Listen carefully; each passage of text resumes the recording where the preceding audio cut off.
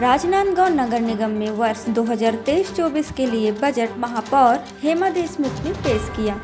वहीं बजट सत्र हंगामे से भरा रहा, जहां विपक्ष में बैठे भाजपा के पार्षद दल ने शहर के मध्य स्थित ऐतिहासिक बूढ़ा साबर तालाब सौंदर्यीकरण में हुए भ्रष्टाचार के मुद्दे को उठाया और दोषियों पर एफआईआर की मांग की। बजट को लेकर महापौर हेमा देशमुख ने कहा कि बताना चाहूँगी कि पहली बार ऐसा हुआ कि नगरीय निकाय के बजट में उद्योग लगाने जैसी बात आई। आज तक आपने देखा होगा कि बजट में रोड और नाली के सिर्फ प्रावधान होते हैं या दुकान बनाने के, लेकिन ये पहली बार ऐसे हुआ कि मुख्यमंत्री भूपेश बघेल जी ने नगरीय निकायों को आर्थिक रूप से सुदृढ़ करने के लिए, लोगों को रोजगार उपलब्ध कराने के लिए यूपा का कार्यक्रम या आयोजन रखा गया जा रहा है, जिसमें 2 करोड़ की राशि का प्रावधान रखा जा रहा है। उद्योग लगाना मुख्य उद्देश्य है हमारा।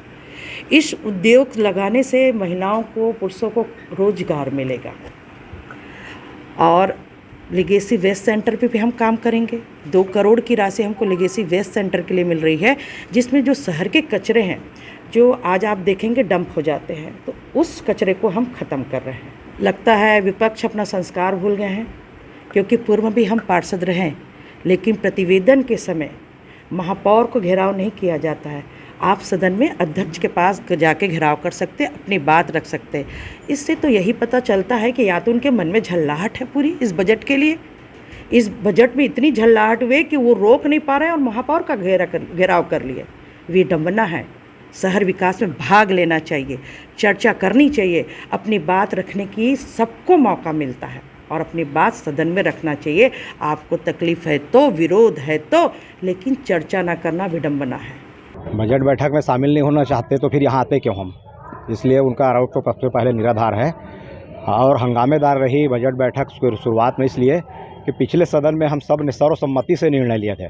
हम महापौर जी से, सभापति जी के माध्यम से जानना चाह रहे थे कि जो बूढ़ा सागर भ्रष्टाचार को लेकर के जो कार्रवाई नगर निगम प्रशासन द्वारा अभी बजट को देखते हुए की गई है, मैं तो यही बोल सकता हूँ कि बजट में ये विषय उठेगा, ये सोच करके कार्रवाई की गई है, क्योंकि कार्रवाई करने की मंशा होती तो पूर्व में ही कार्रवाई हो चुकी होती।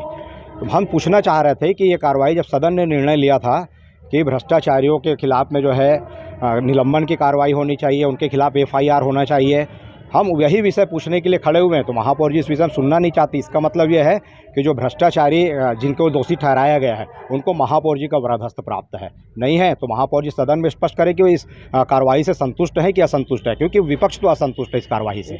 बजट में चर्चा से पूर्व हम सब चाह रहे थे कि पिछली बार जो भ्रष्टाचार का मुद्दा, राजनांदगांव के ऐतिहासिक जगह है बूढ़ा सागर, माता शीतला भी राजी है वहाँ पे, आप सब अभी 9 दिन तक लगातार गए भी हैं, देखे होंगे। लोग पूछते हैं कि भैया इस विषय में हो क्या रहा है। राजनांदगांव की जनता के आस्था से जुड़ा हुआ मामला है, तो हम सब महापौर जी जानना चाह रहे थे और महापौर जी इस विषय में बात ना करके सीधा अपना बजट भाषण प्रस्तुत कर दी। TCP 24 के लिए राजनांदगांव से विपुल कन्हैया की रिपोर्ट।